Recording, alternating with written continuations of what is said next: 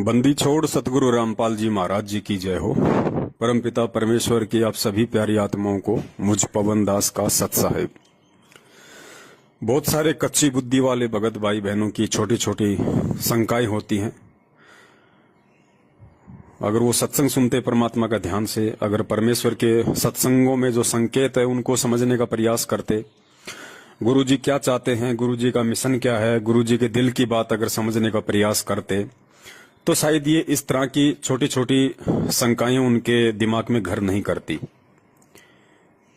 कई लोग सत्संग में सुनते हैं परमपिता परमेश्वर सतगुरु रामपाल जी महाराज जी के मुख कमल से 2013 या 14 के सत्संग में कि भाई परमात्मा ने बरवाला में इतना बड़ा आश्रम दे दिया और मध्य प्रदेश के बैतूल में इससे भी बड़ा आश्रम दे दिया परमात्मा ने।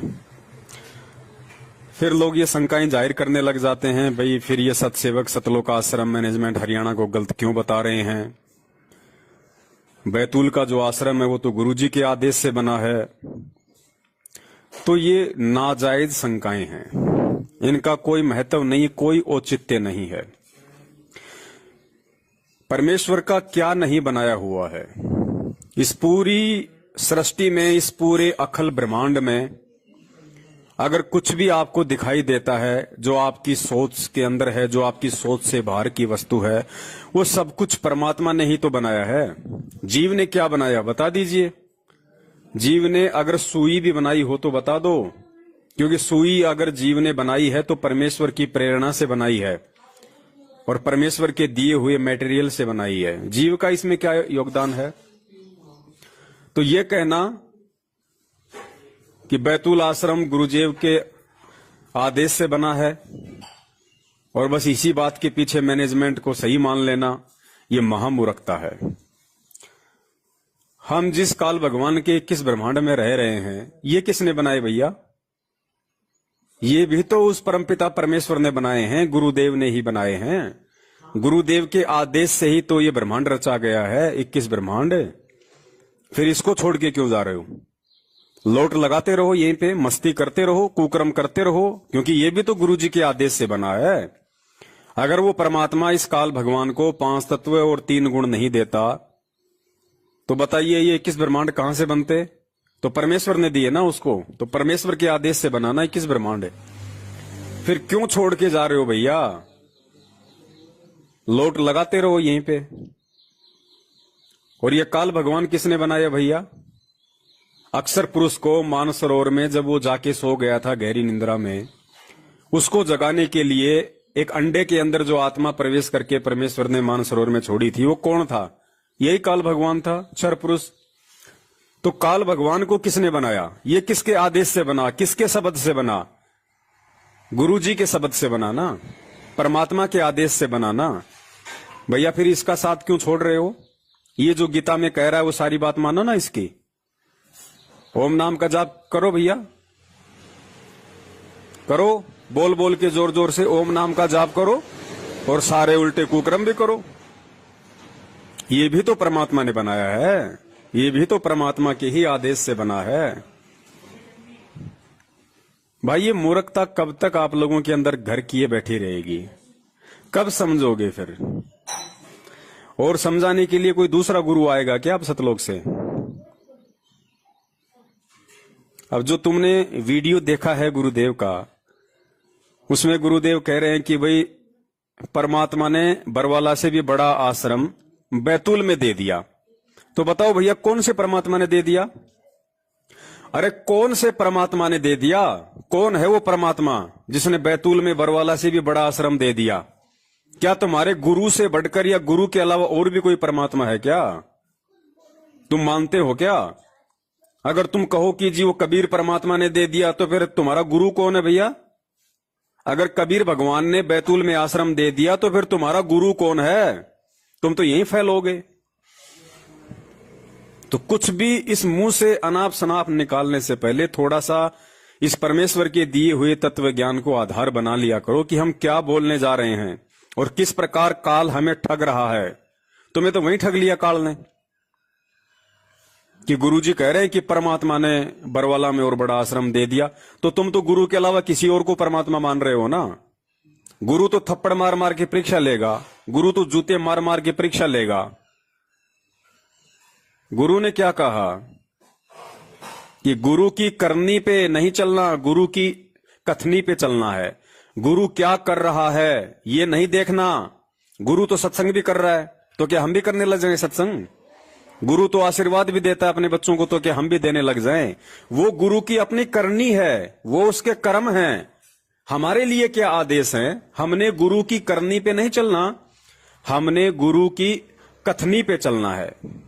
कथनी यानी वचन, सत्संग, जो आदेश उन्होंने हमें दे दिए, हमें उन पे चलना है। गुरु क्या कर रहा है उन बातों को हमने ना देखना है, ना उन बातों को लेके हमने मन में कोई शंका पालनी है। तो इन चीजों को समझने का प्रयास करो भैया। गुरु जी ने तो ये भगत भी बनाए हैं। आज संगत में जितने भी भगत हैं वो किसने बनाए भैया? आपके दादा परदादा ने तो बनाए नहीं, गुरु जी ने बनाए हैं ना। और गुरु जी का बनाया हुआ भगत यदि कल को काल प्रेरणा से उल्टे कुक्रम करने लग जाए, जैसे कि ये सतलोक आश्रम मैनेजमेंट हरियाणा वाले कर रहे हैं, तो क्या आप उस भगत के अनुसार चलोगे या नहीं? नहीं चलोगे ना।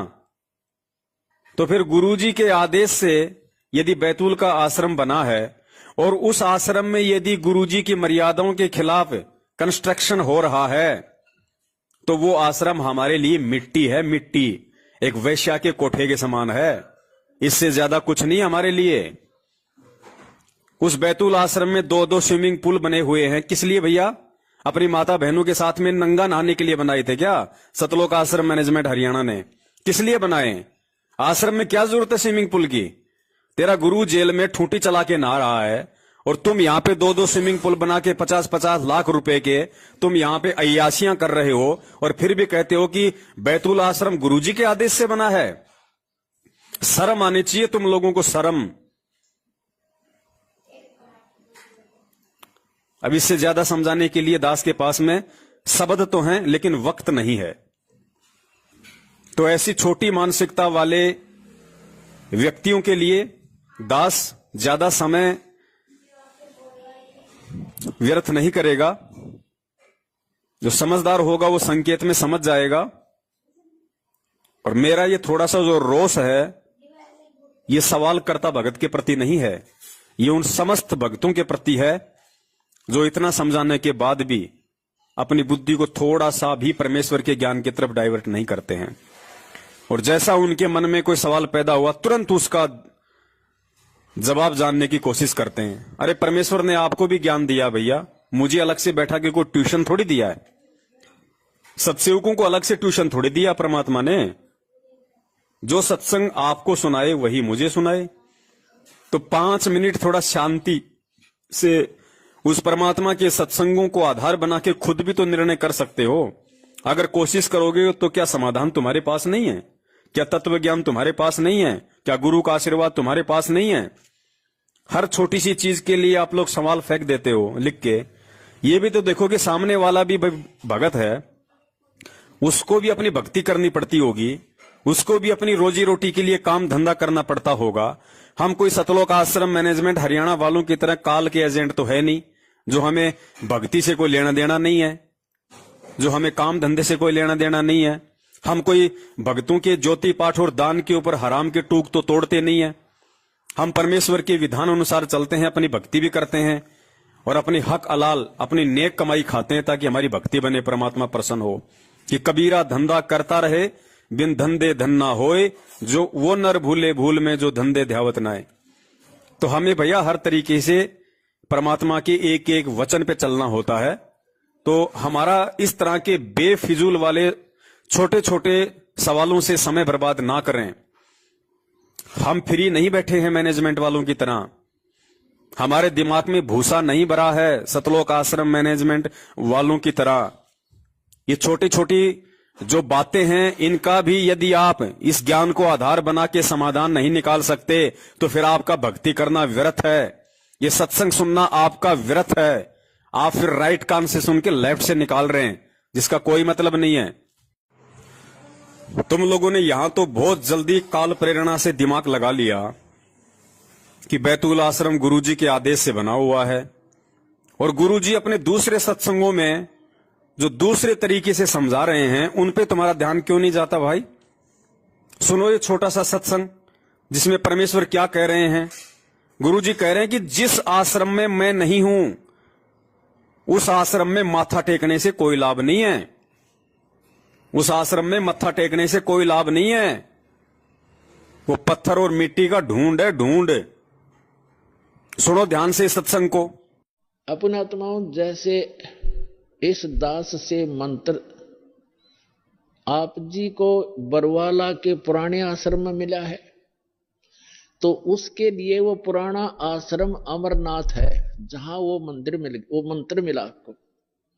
अब उस बरवाला आश्रम में माथा टेकने तो नहीं, उस मंत्र के जाप करने से आपका मोक्ष होगा। और वो मंत्र आपको ये दास कहीं भी मिल जावे, जैसे घर घर जाया करते थे हम, वो घर में मंत्र देते थे, तो उनके लिए वो स्थान है, वो अमरनाथ जहां ये मंत्र मिला था। उस अमरनाथ उस अमर मंत्र के मिलने वाले स्थान से मोक्ष नहीं, चाहे माथा टेको चाहे ना टेको, उस मंत्र के जाप से मर्यादा में रहते हुए साधना करने से आपका मोक्ष होगा। जैसे पहले हम नगर नगर में जाकर सत्संग करने लगे थे और वहां टेंट लगाया करते थे, भट्ठी बनाया करते थे, मिट्टी ग्राउंड में ईंटों की मट्टी भट्ठी बनाकर हलवा खीर बनाते थे और सत्संग करके हम अगले स्थान दूसरे शहर में चले जाते थे। तो जैसे हम एक बार करनाल के अंदर सत्संग करके चले गए, हम चले गए हिसार में आ गए, तो जिस भक्तों ने वहां नाम लिया था तो उनके लिए वो करनाल का वो मैदान अमरनाथ है। लेकिन अगर कोई उस बाद में कोई व्यक्ति यूं कहे कि चल आपको वहां वो स्थान दिखा कर लाता हूं जहां पर रामपाल महाराज का सत्संग हुआ था, तो वहां क्या दिखा कर लाएगा बाद में? जहां भट्ठी पड़ी थी ईंटों की, यूजलेस, हमने काम सारा कर लिया था, हम आगे चले गए। अब उन भट्टियों को देखने से, जैसे हम वहां ये सत्संग जहां हो रहा हो और ये दास जहां उपलब्ध हो, तो वहां भक्त हो, वहां पर खीर भी मिलेगी, हलवा भी मिलेगा और ये अनमोल ज्ञान भी सुनने को प्राप्त होगा। अब यदि कोई व्यक्ति कहे कि चल आपको वो स्थान दिखा कर लाता हूं जहां सत्संग हुआ था, वहां जाकर क्या दिखावे? देख यहां तो खीर बनी थी, यहां हलवा बना था, यहां बैठ कर नाम दिया था, तो वहां ना तो वह खीर ना हलवा, सूखी भट्ठी है, उन्हें 6 पे माथा टेका हो जाए। तो वो चीज तो यहां मिलेंगी जहां दास उपलब्ध है। अब ये बरवाला के अंदर है वो भट्ठी, वो खीर भी, हलवा भी और अनमोल मंत्र और ज्ञान भी।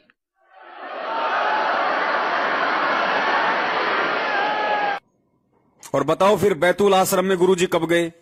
क्या गुरुजी ने एक बार भी बैतूल आश्रम में अपने कदम रखे क्या? अपने पैर रखे हैं क्या? और अगर गुरुजी ने बैतूल आश्रम में अपने पैर रखे हैं, अपने कदम रखे हैं, तो जिस दिन उन्होंने कदम रखे होंगे और यदि वहां पे सत्संग किया होगा तो वही दिन हमारे मतलब का है।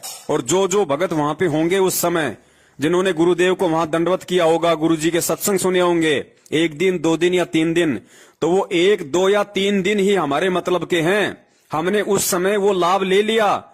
उसके बाद जैसे ही गुरुजी उस आश्रम से कहीं दूर चले गए, वो मिट्टी का ढूंढ हो गया, मिट्टी का ढूंढ। वो फिर भगत के कोई मतलब का नहीं है। तो जरा सुनो इस सत्संग को ध्यान से, जिसमें गुरुजी कह रहे हैं कि मान लीजिए ये दास तो बैठा है बरवाला में और तुम जाके माथा टेक रहे हो करोथा आश्रम में, तो वहां माथा टेकने से कोई लाभ नहीं है। अरे करोथा और बरवाला आश्रम में तो चलो गुरुजी ने फिर भी सत्संग किए हैं। ये तेरे बैतूल के आश्रम में, तेरे दिल्ली के मुंडका में, रोहतक के सिंहपुरा में, भिवाड़ी में, जिंद में, जो दुनिया भर के फर्जी इन्होंने आश्रम खोल दिए हैं बरवाला कांड के बाद में, इन आश्रमों में सन 2014 बरवाला कांड के बाद गुरुदेव के पैर तो छोड़िए, गुरुदेव ने थूका भी नहीं है। और तुम वहां जा जाके मत्था टेक रहे हो, तो तुम गुरुजी के ज्ञान के अकॉर्डिंग चल रहे हो या गुरुजी के ज्ञान के खिलाफ चल रहे हो? क्योंकि तुम्हारा बाप तो खुद कह रहा है सत्संग में कि जिस आश्रम में मैं नहीं हूं उस आश्रम में माथा टेकने से कोई लाभ नहीं। तो सबसे बड़े महामूर्ख इस 21 ब्रह्मांड में तो तुम लोग हो। तुम्हारे जिस घर में, जिस परिवार में तुम्हारा भगवान विराजमान है, गुरुदेव विराजमान है, जहां तुमने बड़े प्रेम से उनका दरबार लगा रखा है, 3 समय की आरती करते हो, मंत्र जाप करते हो, परमेश्वर का हवन यज्ञ करते हो, और वहां से अविश्वास करके और तुम्हारी आस्था इन फर्जी नामदान केंद्रों पे और इन फर्जी आश्रमों पे टिकी हुई है कि भगवान तो वहां मिलेगा, तो नालायकों अपने घर पे फिर क्यों ड्रामा कर रहे हो?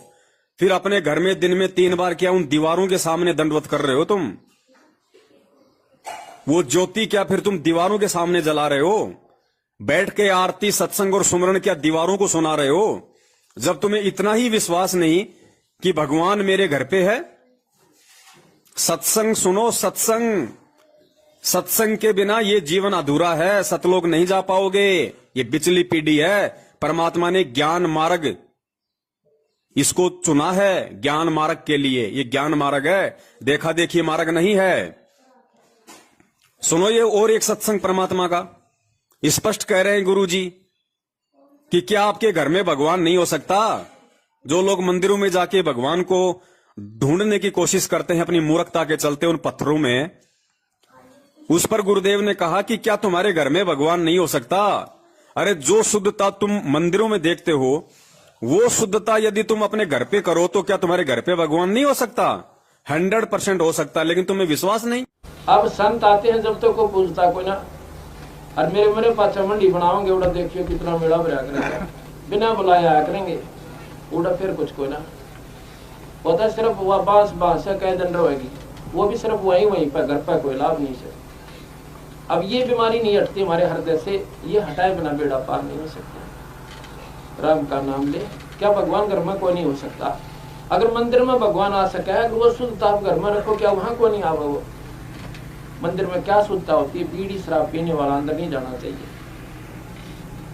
एक मकान, एक कमरे में अपना मंदिर बनाओ, भगवान की मूर्ति रखो, जोत लगाओ, उसमें अशुद्ध आदमी प्रवेश ना हो, परमात्मा वहां भी आओगा। मंदिर में जाओगे इतना गरा टांग टूट ले तो भगवान ने घर क्यों ना रखो? अगर वो मंदिर में है तो वहां भी आपके होगा। तो इन फर्जी नामदान केंद्रों पे जो तुम धक्के खाते हो कि वहां पे शांति मिलेगी, वहां पे भगवान मिलेगा, गुरुदेव मिलेगा, तुम्हें धक्का मिलेगा वहां पे, धक्का। और मिल रहा है तुम्हें। बलात्कारी बैठे हैं वहां पे, ठग बैठे हैं, चोर बैठे हैं, संगत को लूटने वाले, परमात्मा के साथ विश्वासघात करने वाले गुरु गद्दार बैठे हैं वहां पे। रुक जाओ, ज्यादा समय नहीं है। इनकी वो दुर्गतियां होंगी परमेश्वर के संविधान अनुसार, वो दुर्गतियां होंगी, पड़ोसी भी परमात्मा से नफरत करने लगेंगे। अज्ञानता में इनके कुकर्मों को ना देख के गुरुजी में दोष देखना शुरू कर देंगे, और यही काल की चाल होगी। इसी तरीके से ठगता हो, सूक्ष्म चाल यही होती है उसकी। गलती कोई करे और हर्जाना कोई भरे। जैसे साल भर पहले हिसार की तारीखों पे जाने वाले भक्तों की महाराष्ट्र का जो लातूर जिला है वहां से 2 बसें भर के गई। राजस्थान के नागौर में सुबह 3 बजे एक्सीडेंट हुई, 13 भगत मरे वहां पे ऑन द स्पॉट। 4 की तो गर्दन भी धड़ से अलग होके गिर गई। अब क्या हुआ होगा? पूछो जाके उनके रिश्तेदारों से, पूछो जाके उनके आड़ोसी पाड़ोसियों से, और कहो कि भाई धरती पे भगवान आया हुआ है संत रामपाल जी के रूप में, आओ और नाम दीक्षा ले लो। तुम्हारे जूते मारेंगे, जूते, उस घटना को देख के। यही काल भगवान की सूक्ष्म चाल होती है। पहले तुमसे गलतियां करवाएगा, तुम्हारी मर्यादा तुड़वाएगा, फिर तुम्हारी गर्दन पे आरा चलाएगा, और फिर आसपास के लोग तुम्हारे भगवान से नफरत करने लगेंगे। यही सूक्ष्म चाल है होती है उसकी। पता नहीं कब समझोगे तुम लोग, कब परमेश्वर तुम्हें सद्बुद्धि देंगे। दया है परमात्मा की भाई सत्सेवकों के ऊपर। पता नहीं कैसे परमात्मा ने इस घोर कलयुग में और इस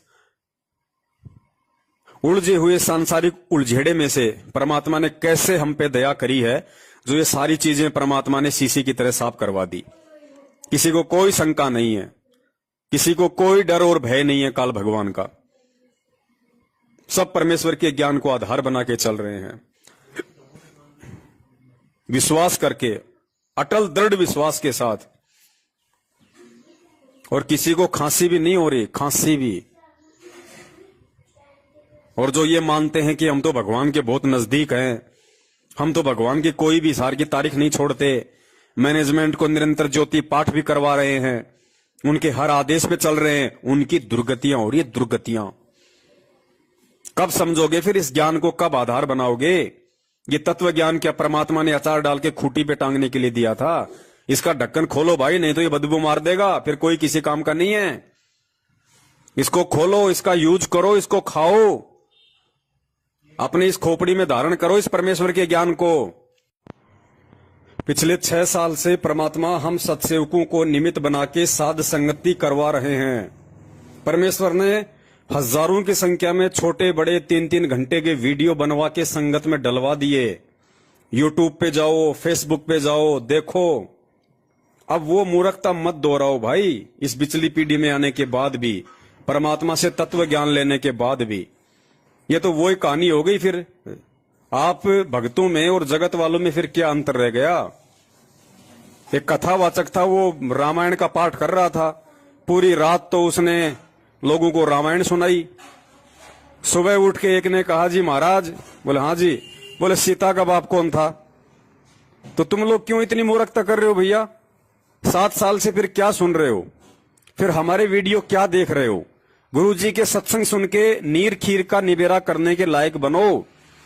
परमात्मा ने ये सत्संग हमें इसीलिए दिए हैं ताकि विपरीत परिस्थितियों में, जब हमारे सामने इस भक्ति मार्ग में कभी ऐसा कोई धर्म संकट उत्पन्न हो जाए, जिस समय हमें सत्य असत्य का निबेरा करने की जरूरत पड़े, सही गलत का फैसला करने की जरूरत पड़े, उस समय हम अपने परमेश्वर के इस तत्व ज्ञान को आधार बनाएं।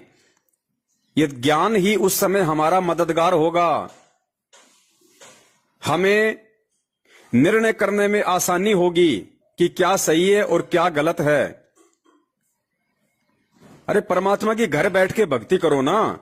जब तक गुरुजी नहीं हैं, जब तक गुरुजी जेल में हैं, इन फर्जी आश्रमों में जाके क्यों मत्था मार रहे हो? क्यों अपना सिर पचा रहे हो? क्यों अपने घुटने तोड़ रहे हो?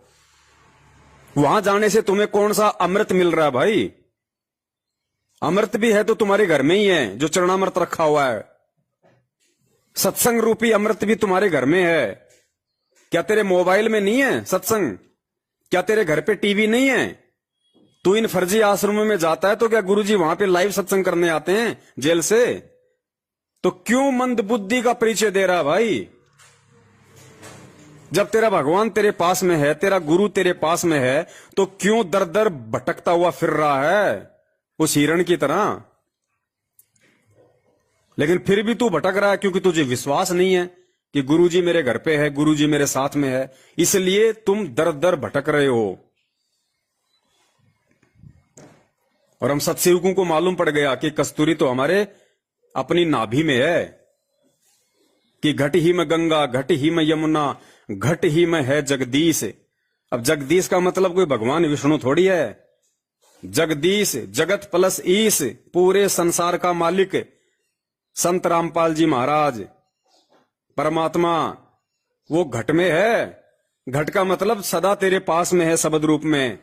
अगर तू नियम पे है तो, अगर तू मर्यादा में है तो, अगर तू विश्वासी है तो, अगर तू ज्ञान आधारी है तो तेरे पास में है। नहीं तो चाहे घूमता रहे, ढूंढता रहे, फिरता रहे, मरता रहे, परमात्मा 7 जन्म में भी नहीं मिलेगा ऐसे। क्योंकि परमात्मा को पहचानने के लिए, परमात्मा का आभास करने के लिए कि परमात्मा पल पल मेरे साथ है या नहीं है, इसके लिए परमात्मा के सत्संगों को आधार बनाना पड़ेगा, ज्ञान को आधार बनाना पड़ेगा, एक विश्वासी बनना पड़ेगा, परमात्मा को विश्वास दिलाना पड़ेगा कि हां मैं आपके ज्ञान आधार से चल रहा हूं। सत साहिब, जय हो बंदी छोड़ के।